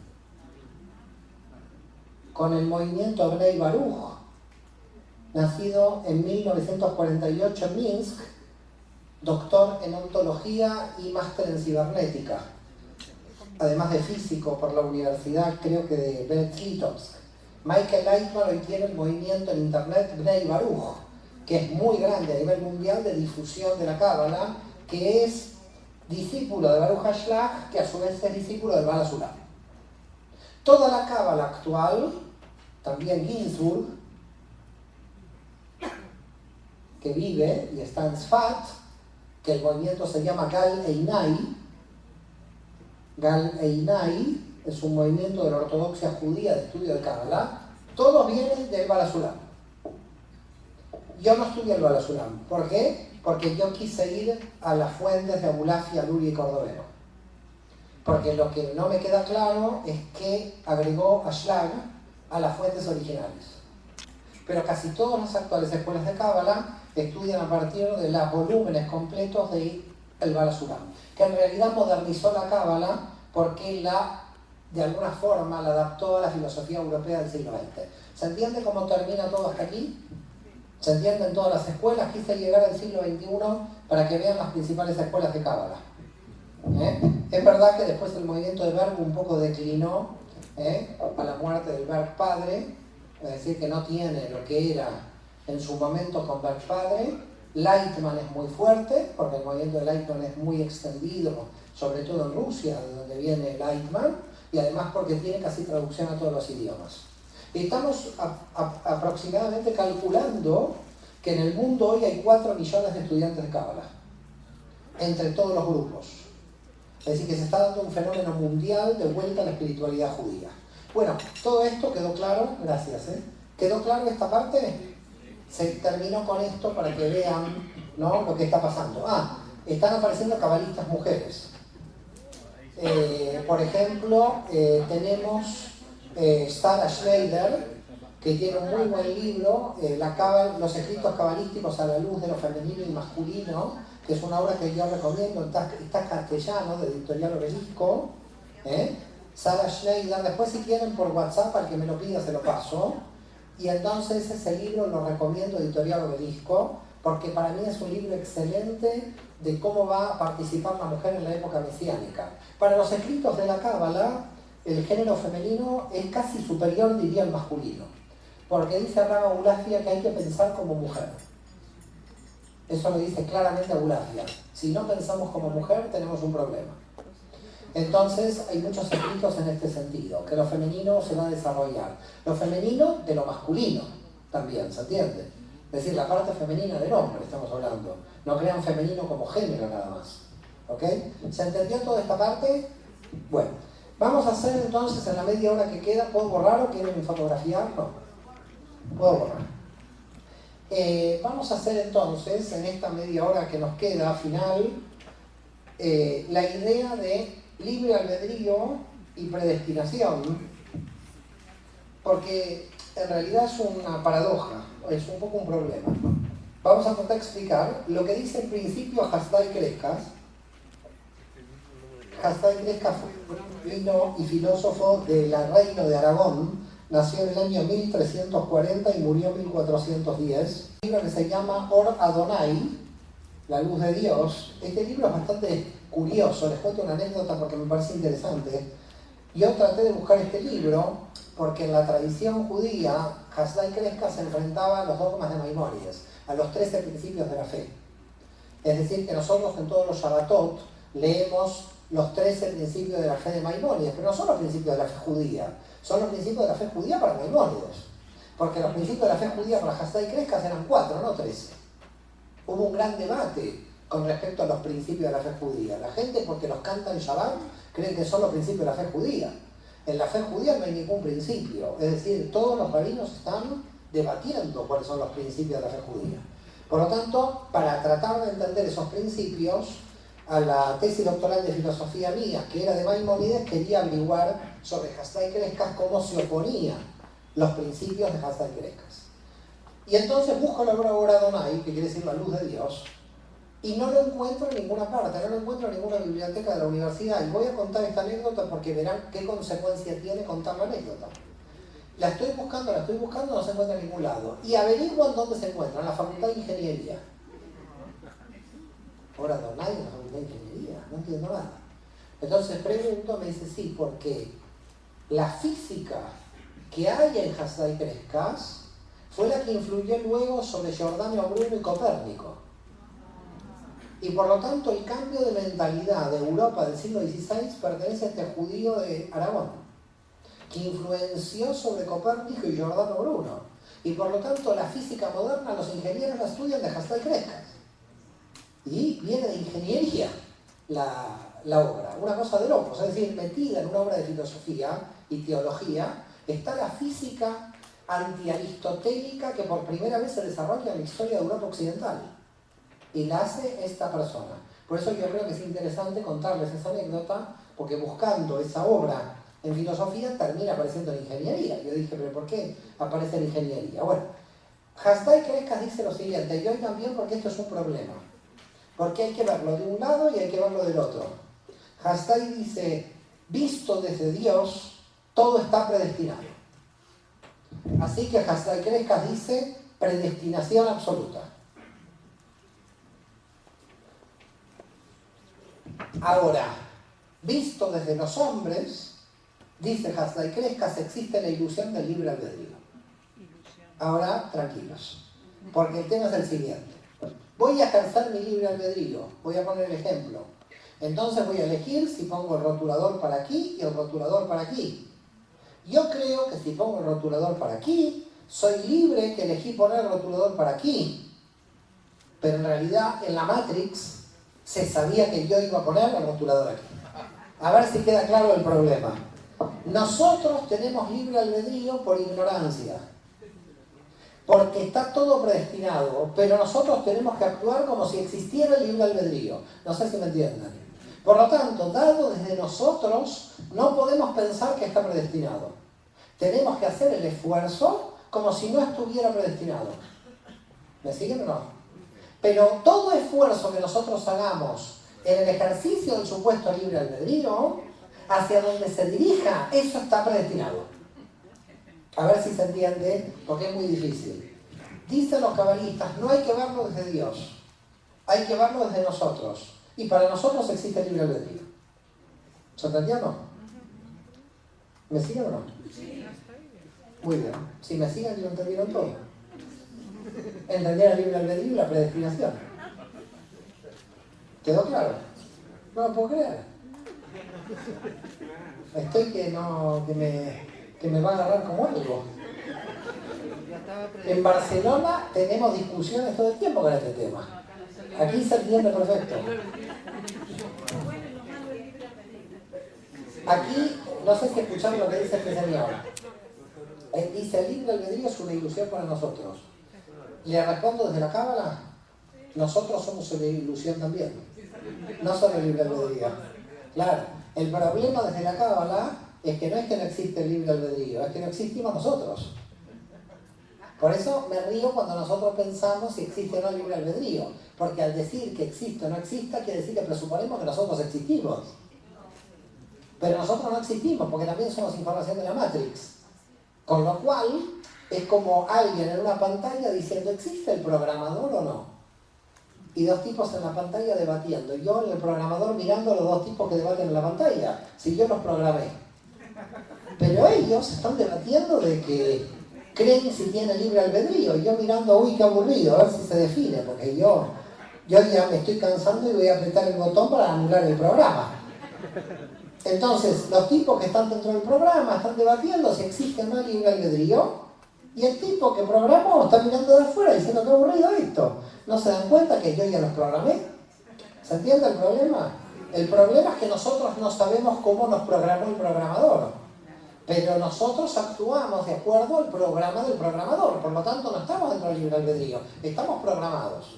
El problema para entender el libre albedrío sería un problema entre el Ruach y la Neshama. Esto no lo hablamos, pero es la base del sufrimiento humano para los cabalistas.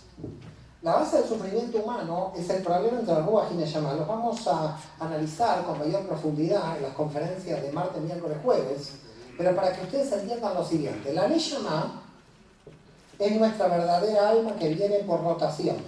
Ya también hablaremos en las próximas conferencias sobre la rotación de las almas.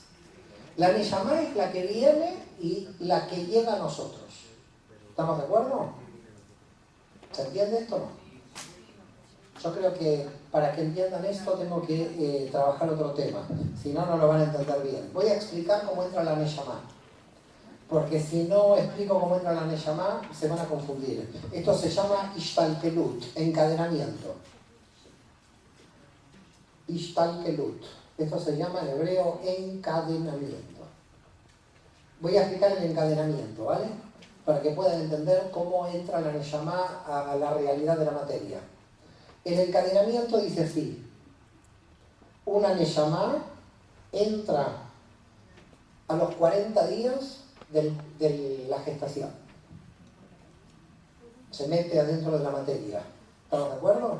Es decir, que desde que empezó la relación sexual hasta los 40 días no hay Neshama todavía. La Neshama entra a los 40. Y entonces entra en el universo de Asía. Cuando un bebé nace, no pide un libro de Aristóteles, pide comer. Yo no conozco ningún bebé que dijo quiero estudiar Hasna y crezca cuando nació. Todo un bebé lo primero que hace es que quiere comer, grita. Entonces la Neshama entra por lo más bajo del mundo de Asia, entra por Malhut de Asia. ¿Se entiende esto? Un bebé, la Neshama no entra flotando por ahí. Entra metido en la materia, con las necesidades más básicas de la materia. Grita que quiere comer. Por lo tanto, la Neshama sube al nivel del aire sol cuando se vuelve adolescente, donde descubre su sexualidad. Y entonces la Neshama se está formando en el nivel de Asía. Y va tratando de formar la identidad del yo, que es Tiferet de Asía. No sé si me van siguiendo. Estamos viendo cómo la Neshama entra. Esto se llama Ishtalkelut. Hay que entender Ishtalkelut para entender cómo entra la Neshama al sistema. Este yo, que está estructurado, 20 y pico de años, 30, de acuerdo a cada persona, quiere estudiar para trabajar y ganarse la vida. Por lo tanto, no estudia por placer, estudia para ganarse la vida. Entonces, esto se llama Dat de Asía. ¿Qué es Dat de Asía? El conocimiento que tiene que hacer la persona para decir de qué voy a trabajar. No es un Dat de autoconocimiento personal. Es un Dat que necesita para poder trabajar luego. ¿Me siguen o no? Es un conocimiento laboral. ¿De qué me voy a dedicar? Me voy a ser odontólogo. Bueno, eso es Dat del universo de Asía. Quiero ganar dinero para mantenerme y mantener a mi familia. Imaginen que este hombre llega a ser un buen odontólogo de Lima. Llegó a Keter de Asia. Es decir, en el campo de la materia llegó a lo máximo que podía llegar. Puede tener más pacientes, puede tener más clientes, pero ya llegó a Keter de Asia, quiere decir que él está feliz, entre comillas, con lo que logró en la materia. ¿Hasta aquí se entiende? Los cabalistas dicen que cuando alguien llegó Atiferet de Asia se encuentra en Malhut de Yetzirah. Porque este es el proceso de autoconocimiento personal. Es decir que en Dat de Asia ya está en Yesod de Yetzirah y en Keter de Asia está en Tiferet de Yetzirah. Quiere decir que el que alcanzó en la materia su máximo desarrollo recién está en la mitad del desarrollo de saber quién es. Porque todavía no tiene el autoconocimiento de Yetzirah. No sé si me están siguiendo. Con mamá, qué pasó con papá, entra Jung por aquí, Jung por allá, se mete con Freud, se mete con Lacan, quiere saber quién es. El saber quién es ya no es un saber para ganar dinero, es un saber para saber quién es. ¿Se entiende? Con lo cual ahora estamos en Dat de Yetzirah. ¿Me van entendiendo? Y entonces se está metiendo ahí en Dat de Yetzirah. Dice la Kabbalah que cuando tú estás en Keter de Asia, Tiferet de Yetzirah, estás en Malhut de Briah. Con lo cual, si llegas a Keter de Asia, que sería un autoconocimiento total de ti, que ya es como difícil, Keter de Yetzirah es Tiferet de Briah. ¿Y qué es Briah? ¿Por qué existe el universo? Ya la centralidad del yo desaparece. Y empiezas a hacerte las grandes preguntas. ¿Qué sentido tiene la vida? ¿Qué es todo esto? ¿Para qué sirve esto? Física cuántica. Ya no estás en psicología. Ya no estás en el autoconocimiento personal. Porque ya estás en Briah. Y Briah tiene que ver con el cosmos más allá de todo. Y entonces subes a Dat de Briah, que es donde está la Cábala. Por lo tanto, estudias para mantenerte, Dat de Asia, estudias para tu autoconocimiento, pero cuando tu autoconocimiento llegó al máximo, ya te aparecen las preguntas cósmicas fuera del campo del yo que te llevan a Tiferet de Briah. Y ahí subes a Dat de Briah, porque estás en los grandes temas místicos. Pero si tú estás en Tiferet de Briah, subiendo a Dat de Briah, estás en Malhut de Atzilut. Por lo tanto, quiere decir que en el nivel de Dat de Briah ya estás subiendo para Atzilut, comprendiendo que las variables de tiempo y espacio desaparecen. Te empiezas a tener aquí una noción de que no hay tiempo ni espacio. Porque ya en Dat de Briah estás en el nivel de Yesod de Atzilut. No podemos llegar a Keter de Briah. Porque Keter de Briah es la Merkabah, el trono de Metatron, el dios de la Merkabah. Y llegar alguna vez a Keter de Briah es entender cómo funciona Tiferet de Atzilut. Y nosotros todavía estamos en Dat de Briah. ¿Se entendió lo que es Ishtalkelut o más o menos? Sí. Es encadenamiento de los universos. Los universos no se encadenan cuando yo estoy abajo con respecto a lo de arriba. Eso es concatenación de universos. Ishtalkelut es cómo el alma se va desarrollando para tratar de llegar a entender cuál es su Neshama, porque su Neshama está en Briah. Con lo cual, en realidad, la entrada que hace el alma es complicada, porque el alma entra en el nivel más denso de la materia.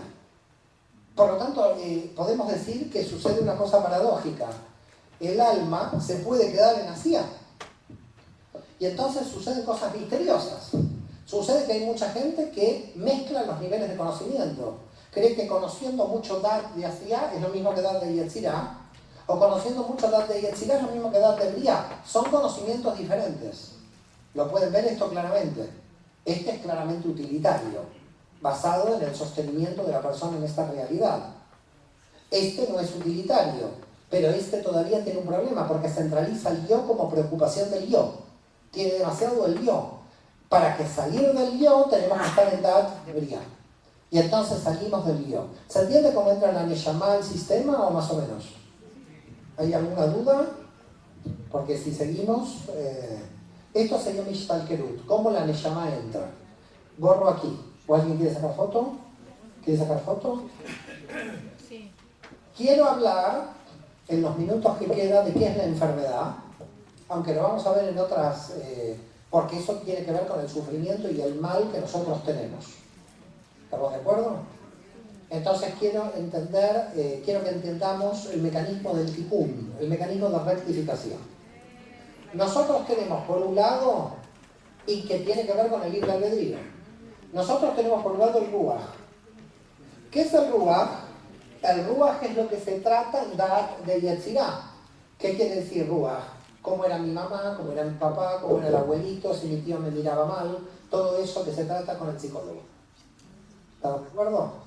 Entonces, el tío trataba mal a mi tía. Venga a la próxima sesión. Mi tío trataba a mi tía. Venga a la próxima sesión. Y así estamos, 20 años, y el tío la sigue tratando mal a la tía, porque eso no se arregla. Por lo tanto, eso sería Da'at de Yetzirah, el nivel de Ruach. ¿Qué es Ruach? La identidad formada en esta vida. Y eso ya viene, porque mi madre viene, mi padre viene, eso es lo que me vino.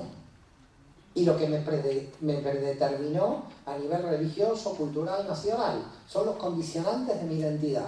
Con lo cual, Ruach es mi identidad. Pero la Kabbalah, el Ruach no es mi identidad.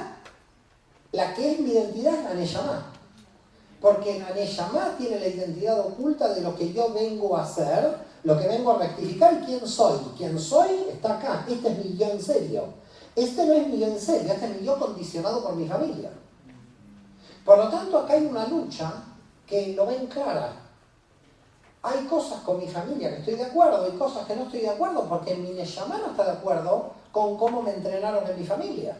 Por lo tanto, visto desde la cámara, siempre hay un problema con la familia. Pero no por un tema freudiano, por un tema de que la Neshama quiere ser ella misma. ¿Estamos de acuerdo? Entonces, como quiere ser ella misma, la identidad de Ruach quizás no es la identidad que quiere. La identidad de Ruach es un notario de Lima, hijo de un notario, nieto de un notario, usted tiene que ser notario. ¿Cómo? Eso está en Ruach. No, yo quiero ser pintor en París. Esa es mi Neshama. Por lo tanto, ahí hay como un momento en la vida de una persona que tiene una doble identidad. La identidad impuesta por la familia, que es a nivel de Ruach, y la identidad del alma con la que viene, que es lo que el alma quiere venir a hacer. Acá hay que tener cuidado entre aptitudes y potencialidades. Porque potencialidad de la Neshama es lo que la Neshama va a hacer para ser feliz. Y el Ruach es utilitario, solamente quiere saber lo que es bueno. Entonces hay un cantor malo, pero que su Neshama quiere cantar, va a cantar hasta en el baño. ¿Por qué va a cantar en el baño? Porque la Neshama le obliga a cantar. Él va a cantar. La familia dice canta mal, a la Neshama no le importa. Ahora, hay tipos que cantan bien, porque en Ruach tienen buena voz, pero la Neshama quieren ser administrativos. Y entonces la familia dice, qué lástima con esa voz, que no ha sido gran cantor, pero no era la Neshama. Porque la Neshama busca su felicidad, no busca la aptitud. Por lo tanto, acá tenemos otro problema, no sé si lo pueden ver. El condicionante de la familia es qué bueno que eres en esto, pero no es en qué te hace feliz. Porque te hace feliz es lo que la Neshama quiere, no con el condicionamiento del Ruach de la actitud. Puede haber gente que tenga una actitud muy buena para el fútbol, pero si la Neshama quiere cantar, canta mal, ¿por qué no te dedicas al fútbol? No puedo porque mi Neshama quiere cantar. ¿Me están siguiendo? La Neshama quiere ser ella misma. El Ruach es la domesticación cultural en lo que la familia y las condiciones nacieron.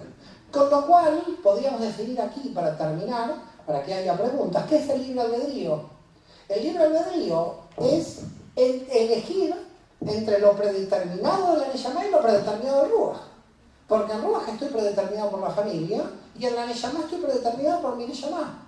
Quiere decir que vengo predeterminado para uno o para otra. Si elijo la predeterminación del Ruach, sufro, porque no es mi Neshama. Si elijo la predeterminación de la Neshama, no sufro, pero me puedo enfrentar con la familia. Muchas gracias a todos.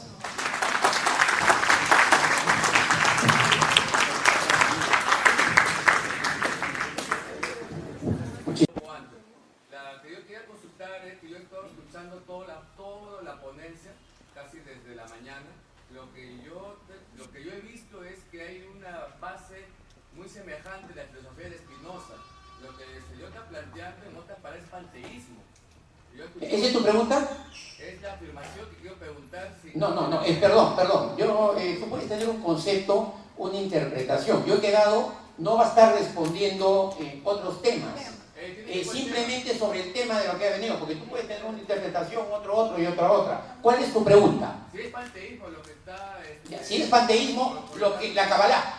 lo que se ha enseñado hoy día. Esa es tu pregunta. Y si es aquí sincretismo, porque escuchamos términos de mantra, reencarnación y otros Ya, términos más. panteísmo y sincretismo, si la Kabbalah es eso. ¿De acuerdo? Gracias. Bueno, en realidad Spinoza estudió con un cabalista que se llamó Levi Morteira. Levi Morteira fue un cabalista. Hay una obra de la influencia de la Cábala de Spinoza, que si usted tiene un WhatsApp se la puedo enviar, que es un cuaderno que debe tener unos 70, 80 páginas, donde aparece la influencia de la Cábala de Spinoza. Pero la Cábala no es panteísta y tampoco Spinoza, porque a Spinoza se le cataloga mal de panteísta, es pananteísta. ¿Y qué quiere decir pananteísta? Que en realidad en el Ein Sof es panteísta, pero que en el mundo existe la existencia y la no existencia al mismo tiempo. Es una diferencia con el panteísmo de la India. Así que el concepto, para que usted lo busque en filosofía, es pananteísmo. Si quiere se lo apunto. ¿Lo apuntó? No. Lo tiene en la mente, listo. Bueno. Muy amable. Sí. La dama. No, ya. Ahora que hablaba brevemente de Metatron, yo le hice una consulta hace un tiempo, pero no quedó claro. Era que las Sefirot también tienen como un regente de ángel, por ejemplo Metatron, Keter, Sanderfond, Malkut, y todos tienen eso. Y entonces, como no lo mencionó y lo estudiaban otros, quería o si no era trascendente a la larga. Pero no es el tema, pero lo va a contestar. Ese es la parte de la vida, ese es el tema. Sí, se puede contestar. El tema es el siguiente.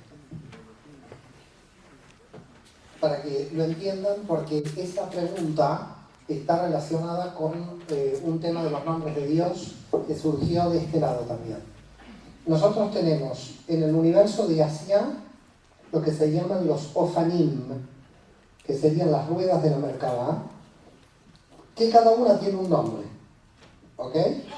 En Yetzirah tenemos el fractal del árbol de la vida que expliqué, donde está Yud, Hei, Vav, Hei en las diferentes vocalizaciones de las vocales hebreas. Este es el nivel de Yetzirah donde están los 72 nombres de Dios. Porque los 72 nombres de Dios pertenecen a las 6 etapas de Yetzirah multiplicados por los 12 meses del año. No sé si me está siguiendo. Entonces tenemos aquí los ángeles en el universo de Yetzirah, que son los 72 ángeles de la Kabbalah, los nombres de Dios, muy publicitados por Goslan en internet. Y luego tenemos en el universo de Briah los arcángeles. En Keter de Briah está Metatron, pero usted no tiene que confundir Keter de Briah con Keter de Yetzirah, porque Keter de Yetzirah es nuestro Keter, pero no el Keter del cosmos. En Jochma de Briah está Raziel. Los arcángeles pertenecen a las energías del universo de Briah, de todo el universo. Los ángeles pertenecen a energías que están en Yetzirah. Cuando nosotros entramos en Atzilut tenemos Keter de Atzilut. Keter de Atzilut no está Metatron, porque en Keter de Atzilut está el Eiyeh, como nombre de Dios. No sé si me está siguiendo. ¿Me sigue? En Tiferet, el Yud Hei Vav Hei, que se va a hacer fractal de Yetzirah, en Yesod del universo de Atzilut, el Shaddai, el Hai, y luego, aquí está el Shaddai, y luego en Malhut, Adonai. Luego, aquí tenemos Elohim, Yud Hei Vav Hei Elohim y Elohim Tzvaot. Y aquí tenemos él, etc. Aquí están los nombres de Dios de las matrices. Aquí están los arcángeles, aquí los ángeles, aquí los ofanim. Con lo cual, cuidado, si usted me habla de Keter de Asia, son ofanim. Si me habla de Keter de Yetzirah, es una frecuencia del tetragrama. Si me habla de Keter de Briah, es Metatron. Y si me habla de Keter de Atzilut, es el Eiyeh. ¿De qué me habla? ¿De Keter en qué nivel? No sé si me entiende. Sí, de pronto sí. Pero la gente cuando estudia Cábala lo mezcla todo. Cree que el Eiyeh está con Metatron está en Yetzirah. ¿Me comprende? No hay que mezclarlo todo. En cada universo hay otra energía y otro nombre de Dios.